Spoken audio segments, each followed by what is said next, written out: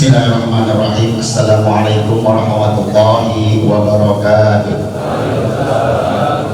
Alhamdulillahirabbil alamin wal aqibatu lil muttaqin wala udwana illa 'alal zalimin. Wassalatu wassalamu 'ala asyrofil anbiya'i wal mursalin sayyidina wa nabiyyina Muhammadin wa 'ala alihi wa sahbihi ajma'in. Amma ba'du. Sama-sama kita hormati guru kita Bapak Kiai Haji Baisal Asmawi MC, Bapak Kiai Haji Abdul Halim, Bapak Kiai Haji Marjuan, Bapak Teti Madi Husain, Bapak Kiai Haji Sulaiman Rahimin, Bapak Kiai Haji Gani Hamzah, Bapak Kiai Haji Masdoro Salim, dan seluruh para kiai lainnya, orang tua kita, Ketua Kuliah Subuh Ahad Pamanda Ustaz Haji Madani bin Haji Madani MSI, dan sekretaris umum Kiai Haji Hamzah Ahmad, serta para tokoh masyarakat, Bapak Ustaz Haji Yasin, Bapak Ustaz Haji Haryono, orang tua kita yang pertama hadir di Masjid Al-Mulisin jam 3:30 udah hadir, Bapak Ustaz Haji Starman, sendirian di sini. Saya pikir orang mana di pojokan. Pertama beliau hadir. Juga tokoh masyarakat kita, pejabat kita, Bapak Dr. Taufik, mudah-mudahan beliau sehat selalu. Dari Kemenang Selatan, insya Allah jadi kandepak atau jadi kanwil. Bapak Lurah, ada Bapak Lurah kan? Lurah Bagusan. Soalnya saya WA, ntar nggak dikasih berkat, nggak enak saya. Lurah Kebagusan, oh berarti nggak hadir, tandain. Kalau nggak hadir, tandain. Seluruh para jamaah yang mohon maaf saya tidak sebutkan satu persatu karena waktu. Pertama, atas nama DKM Masjid Al-Mulisin, ucapan terima kasih atas kehadiran bapak-bapak. Saya memang beberapa waktu yang lalu tidak hadir dua kuliah subuh ahad karena dikasih nikmat oleh Allah, nikmat sakit. Saya pikir saya COVID karena belum vaksin. Saya swab 2 kali negatif. Saya penasaran, dok kok saya negatif sih? Iya emang tipes ini katanya gitu. Saya swab lagi kemarin negatif lagi, alhamdulillah. Berarti bukan karena nggak vaksin ya, masih diberi kesehatan oleh Allah Subhanahu wa Ta'ala. Sekarang dalam tahap pemulihan, memang nggak boleh makan pedas-pedas katanya. Jamaah sekalian, terima kasih juga seluruh pengurus DKM Al-Mulisin, karena saya tidak bekerja apa-apa, saya dari rumah aja. Seluruh yang bekerja adalah pengurus DKM Al-Mulisin. Bahkan kemarin dapat laporan beli pisang di Ciganjur, bawa ambulan karena ambulannya baru. Kata tukang pisang, Pak jangan lama-lama di sini, orang ramai ngeliatin. Katanya untuk yang COVID, mentang-mentang punya ambulan baru, beli pisang pakai ambulan, dia bunyiin. Akhirnya kata tukang pisang, Pak jangan lama-lama di sini, ada laku pisang saya. Ya tapi ini semuanya kerja daripada jamaah. Ini saja terakhir biasa pantun. Kak Anyer beli oleh-oleh ikan asin, cakep. Ikan asin biasanya dijemur di pekarangan. Terima kasih seluruh jamaah telah hadir di Masjid Jami Al-Mulisin. Mohon maaf atas segala kesalahan dan kekurangan. Assalamualaikum warahmatullahi wabarakatuh. Katanya mau ditutup jam 6:05, tinggal 3 menit lagi. Amplopnya sama. Assalamualaikum warahmatullahi wabarakatuh. Bismillah walhamdulillah wala hawla wala quwata illa billah, amma ba'du. Ikan sepat, ikan gabus, ceramah lama amat mendingan mampus. Yang sama-sama kita hormati guru kita Ahmad Faisal LC, yang kita hormati pejabat kita, mudah-mudahan udah nyumbang, Kiai Muhammad Taufik, yang sama-sama kita hormati ketua pengurus kuliah subuh gabungan Al-Ustaz Haji Madani MSI, masih satu istri. Yang sama-sama kita hormati Sekretaris Umum Ustaz Hamzah Ahmad MPD, mau punya 2. yang sama-sama kita hormati, banyak gurjis menangkal aja ya, Kiai Haji Sulaiman Rahimin BHS, bininya hanya satu. Orang tua kita yang sama-sama kita hormati, Bapak Insinyur Haji Endang SPDI, bener dia udah SPDI, sudah punya 2 istri.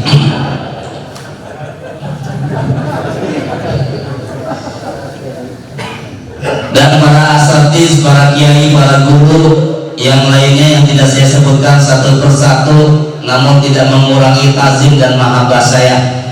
Kita doakan agar semua guru-guru kita, kiai-kiai kita, tuan guru kita, Allah panjangkan umurnya, Allah sehatkan badannya, Allah murahkan rezekinya, dan Allah tambahkan juga istrinya, amin. Yang ngaminin jamaah semuanya nih, kalau dikabul, masya Allah. Saya diomelin ini. Hadirin sekalian yang berbahagia, saya dikasih materi pengaruh Isra Mi'raj terhadap umat Nabi Muhammad. Kalau saya tanya pengaruhnya ada nggak? Nggak ada. Ada nggak? Ada. Ya udah tahu, udah kita pulang aja. Tadi sebenarnya udah cukup materi yang disampaikan sama guru kita, masalah sedekah udah cukup. Pahala yang paling banyak pada siapa sedekah? Istri. Yang kedua, anak. Lalu bagaimana yang menjadi pertanyaan supaya sedekah kita ini pahalanya gede? Tambahin istri. Sanggup? Ya. Mudah-mudahan yang ada di sini adalah orang-orang yang istiqomah. Amin. Emang sanggup istiqomah? Berat. Istri 3 kompak 1 rumah. Nah, oleh karena itu banyakin sedekah, insya Allah menjadi hidup berkah. Amin ya rabbal alamin. Kalau bicara nuzul, kalau bicara Isra Mi'raj, bagaimana pengaruhnya? Ada. Apa pengaruhnya? Pertama, pengaruh perjalanannya Rasulullah. Yang kedua, pengaruh setelah pulangnya Rasulullah Isra Mi'raj. Yang pertama, pengaruh perjalanan Rasulullah Isra Mi'raj. Bagaimana? Setelah Nabi Isra, Nabi ngomong bahwa Nabi habis Isra. Pengaruhnya bagaimana? Pertama, pengaruhnya orang kafir makin kafir. Ya coba aja. Misalnya ya, ada guru kita ngomong semalam saya Isra Mi'raj. Percaya nggak? Ya kagak. Begitu juga pada zaman Rasulullah. Pada saat Nabi habis Isra, dia cerita tentang dia Isra Mi'raj. Yang kafir makin kagak percaya. Siapa yang kagak percaya? Di antaranya Abu Jahal, Abu Lahab, dan Abu lainnya, termasuk Abu Gosok, wabil khusus Abu Janda. Ya namanya juga Abu. Kan kalau Abu sisa ya. Iya, Abu kan sisa. Kayu dibakar, sisanya abu. Sampah dibakar, sisanya abu. Abu Janda.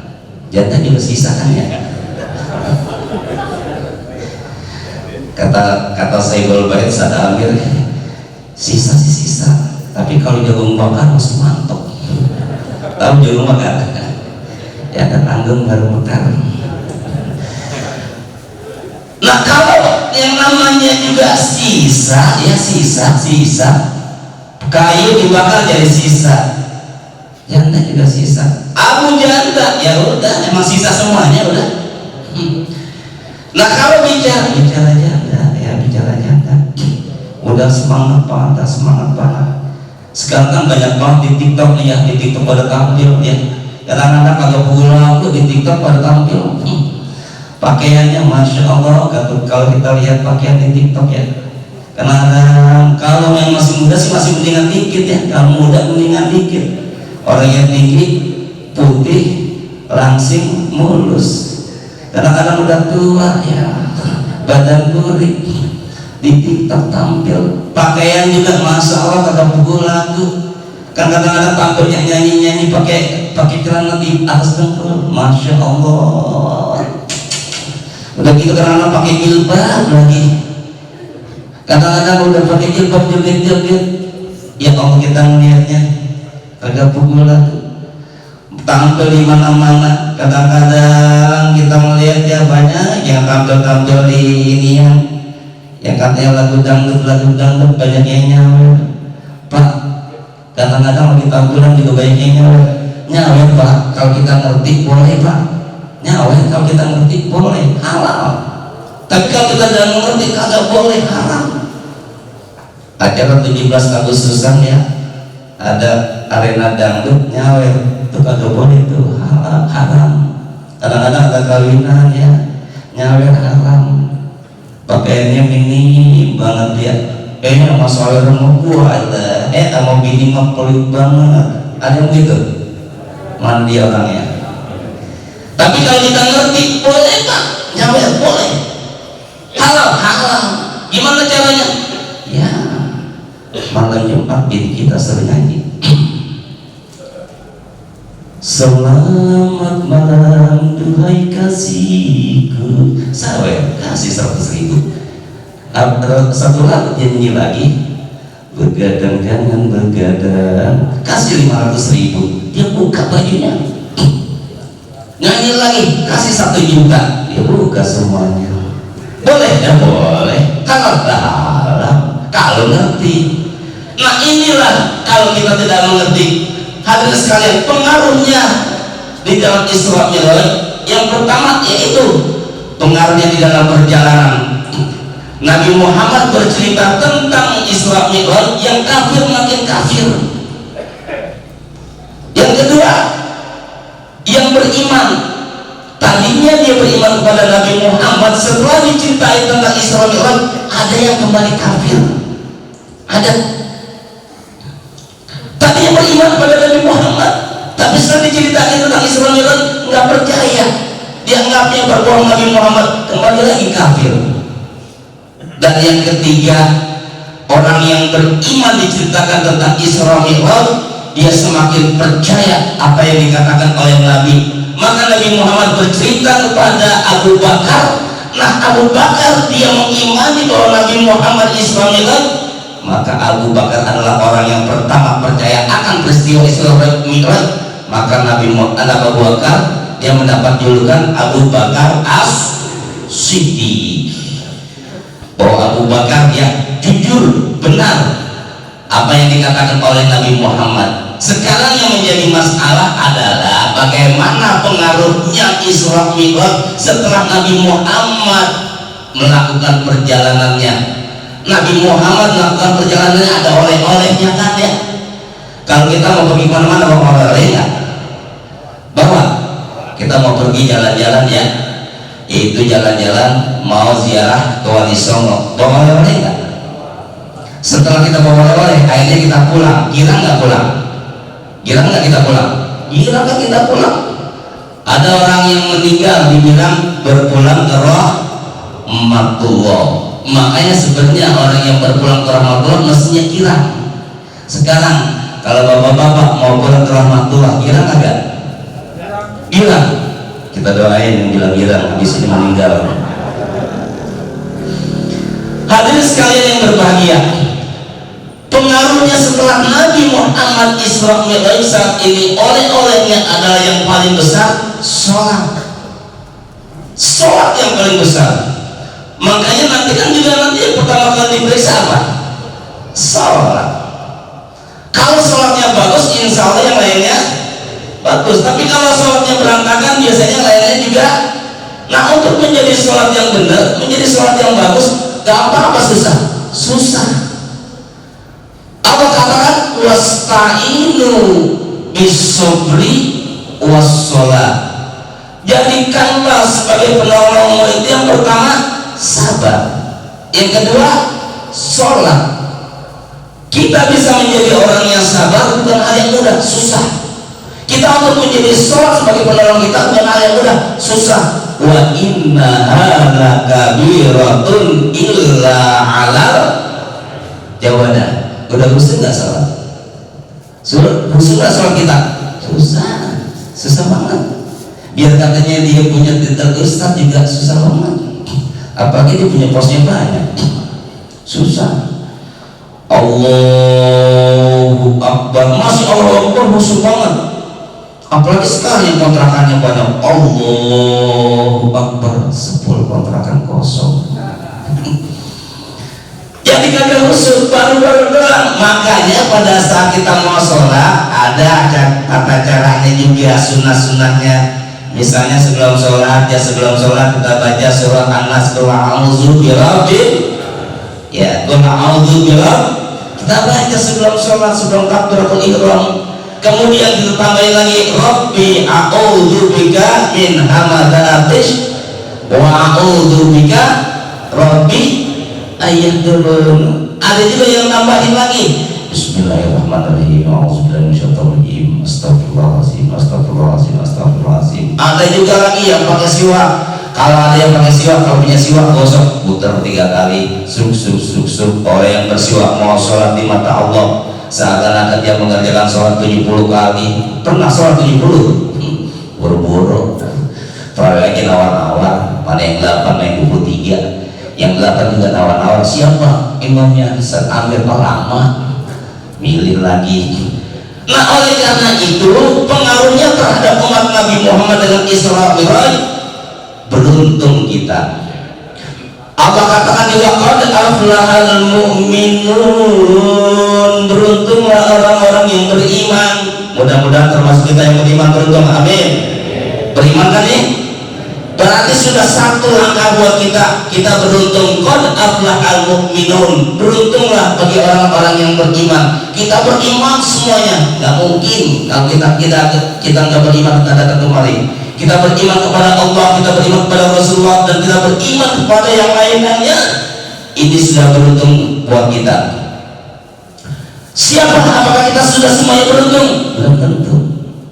Allah katakan kan aflahal mu'minun alladzina hum fi sholatihim khashi'un. Kita belum termasuk orang yang beruntung. Kalau kita ingin beruntung, maka sholat kita harus khusyuk. Untuk menjadi khusyuk bukan hal yang mudah, susah. Kalau Allah katakan juga inna sholata tanha 'anil fahsya'i wal munkar, sesungguhnya sholat dapat mencegah perbuatan yang keji dan munkar. Apakah semua orang yang sholat udah bisa mencegah perbuatan yang keji dan munkar? Kagak. Saudara kita sholat, tapi pas ketemu main gontok-gontokan, ada gitu? Ada. Tetangga kita sholat rajin, tapi main mulu, ada kan? Ada.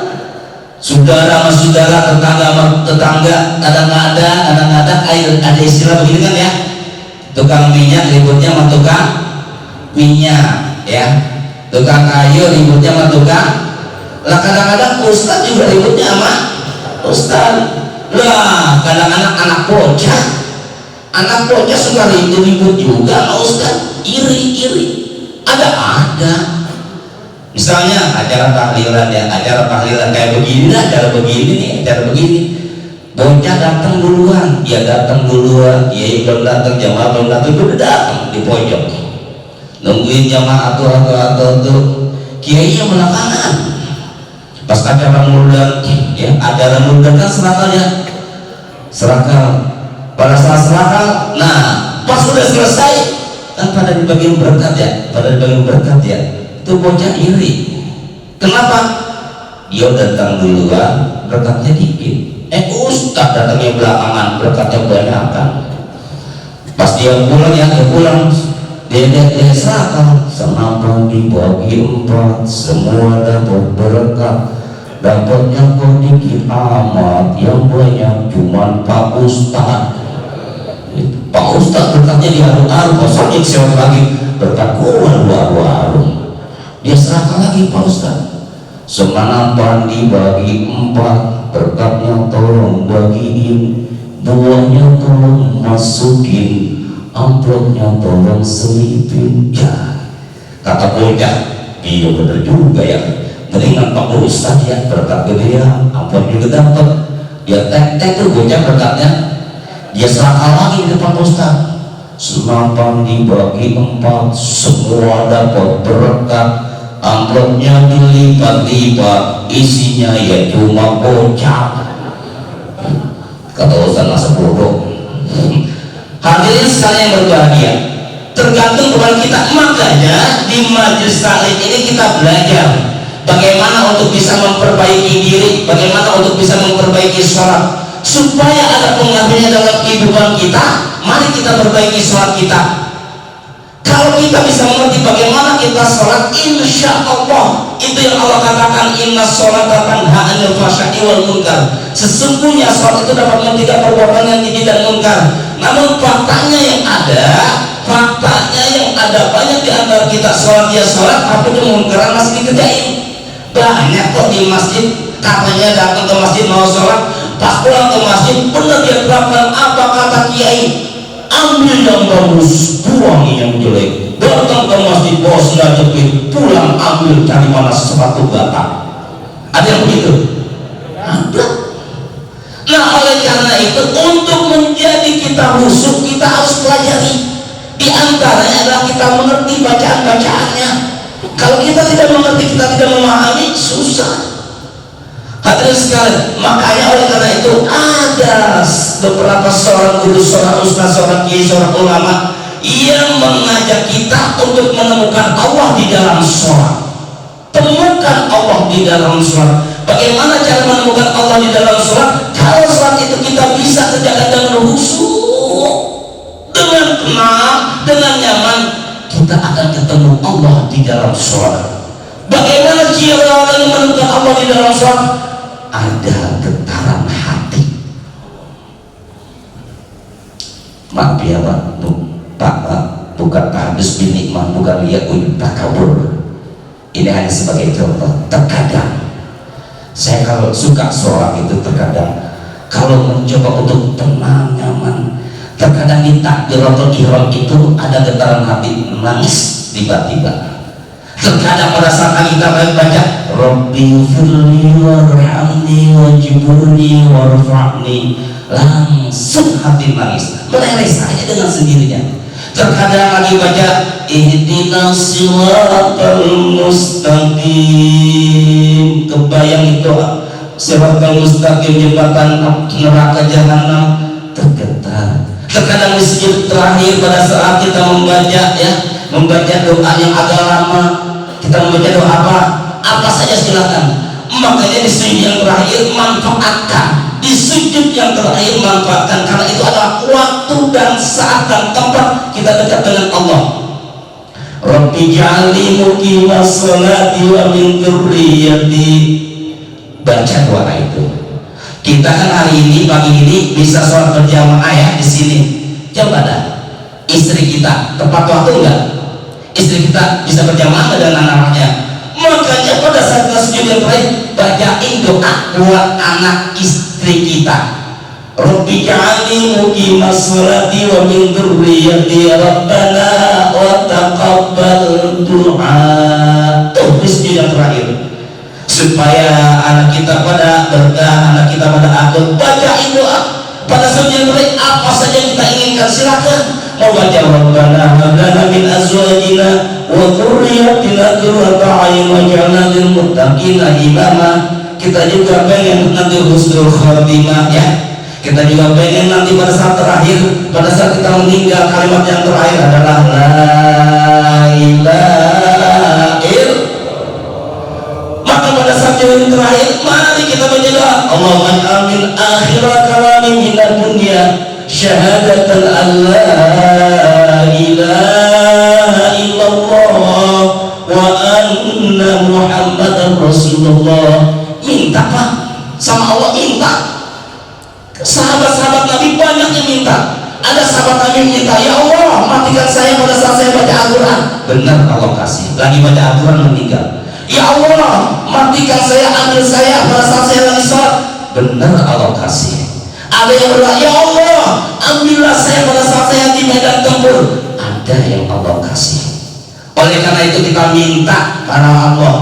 Satu, pada saat yang terakhir adalah kalimat tauhid la ilaha ilaha illallah dan minta husnul khotimah. Kapan?